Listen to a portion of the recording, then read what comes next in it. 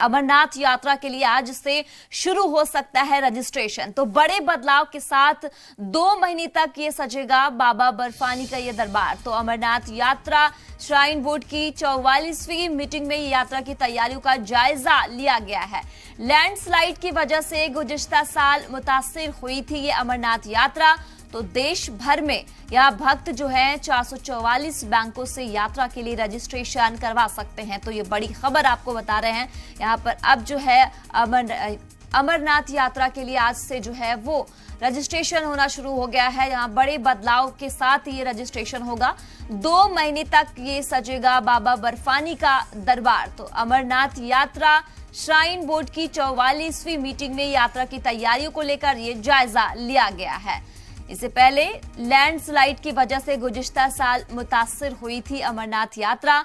देश भर में भक्त 444 बैंकों से यात्रा के लिए रजिस्ट्रेशन करवा सकते हैं। तो ये बड़ी खबर आपको बता रही हूं कि श्राइन बोर्ड की तरफ से यहां 44 मीटिंग में यात्रा की तैयारियों को लेकर ये जायजा लिया गया है। तो 44वीं मीटिंग में यात्रा की तैयारियों का जायजा लिया गया है। लैंडस्लाइड की वजह से गुज़िश्ता साल मुतासिर हुई थी ये अमरनाथ यात्रा। देश भर में भक्त जो है वो 444 बैंकों से यात्रा के लिए रजिस्ट्रेशन करवा सकेंगे।